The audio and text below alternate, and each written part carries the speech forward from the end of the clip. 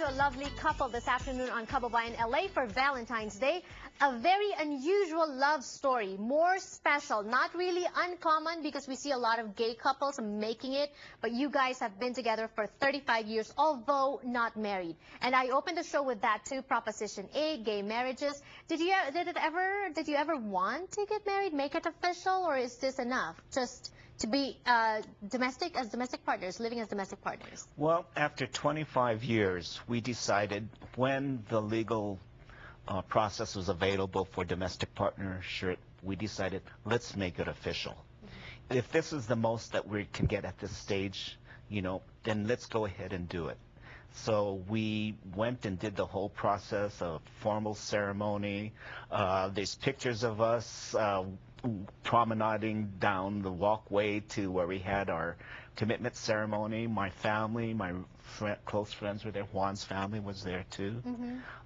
So it was something that was necessary. We would have loved to have gotten married, but that wasn't available to us. So we took the next best option, which was domestic partnership. Right. And you mentioned family. Yes. It's also difficult, I suppose, to come out to a Filipino family. Was it difficult to an African-American family? Were you open? It was challenging for sure. And I really didn't know how my family would respond to it. What I did was I was, first of all, committed to bringing the issue up with my family. The first person I officially talked to about it was my mom. And it was a challenge because moms are special.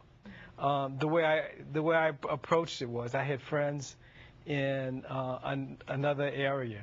The friend of mine was a former guy in the Marine Corps.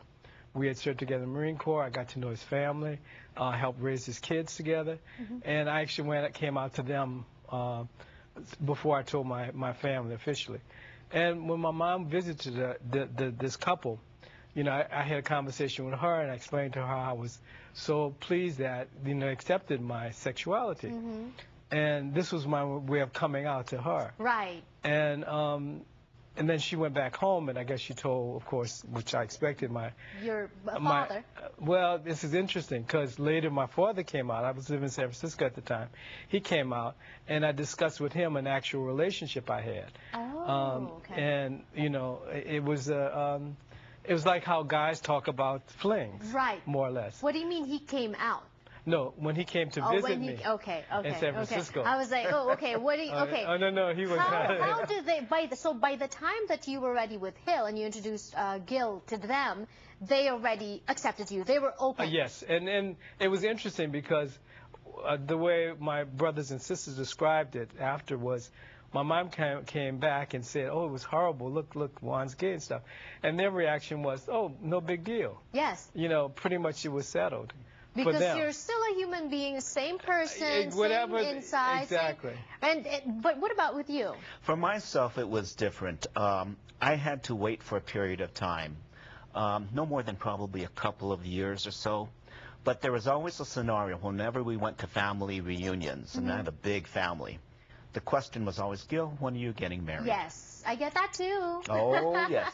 And then? Well, I took my mother home. It was in Fresno where the family reunion was, brought her back to the Bay Area. We're on I-5. There's no way she can escape my conversation. Yes, yes. So she asked me, Gil, when are we going to have grandchildren from you? And I was quiet. And I had to have her express the words itself. So she said, are you gay?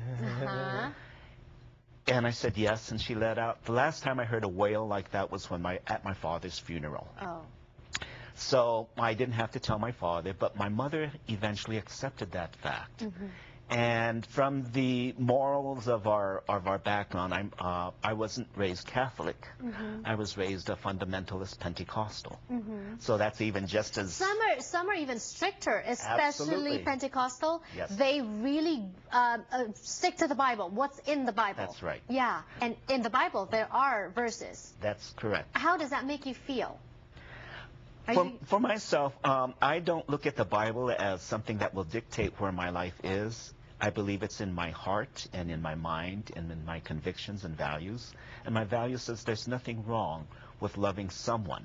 And it doesn't matter whether of the same sex or opposite sex. It's love, the pure beauty of what that is. And my gosh, you've been together for 35 years, so it must have been 35 beautiful years. Juan, did you want to add something to that before we... Yeah, the thing that I thought was a crowning moment in terms of our family was this was a Mother's Day. Yes. And my mom came out to visit me, and his mom came for a Mother's Day dinner, and we both fixed the dinner, and just like any couple, we were like really nervous about how they would get along, Right. and especially because they were different cultures, Right. and somewhat different religions, because I'm Catholic and he was Pentecostal. And it was amazing because it was very quiet. We were in the kitchen cleaning the dishes, and it was very quiet, and we were like kind of worried, you know. And then we sort of peeked in, and they were just having a wonderful time together. Oh. It was almost like they were, you know, sisters or so and Right. such. So you mentioned a lot of differences that I'm sure figured, or maybe figuring still in your relationship. Different religious backgrounds, different upbringing, different ethnicities. But then at the same time, there's one, I guess, should I say, obstacle, problem, issue that you're going through it together as well, and that is AIDS. Yes. It is a reality for you. We're going to be talking about that when we return on Kababayan LA.